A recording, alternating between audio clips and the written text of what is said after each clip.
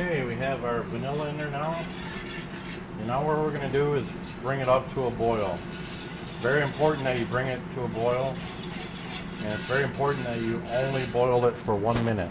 If you boil it any more than that, then the sugar will start to crystallize and it'll be like a grainy texture of a cookie and not creamy and smooth. So you can see we're starting to get a good boil on here.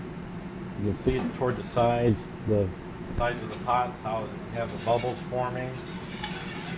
And as soon as that starts, you want to time it, and you can either count to 60 or you can use a kitchen timer if you'd like. But just make sure that you don't boil it longer than that.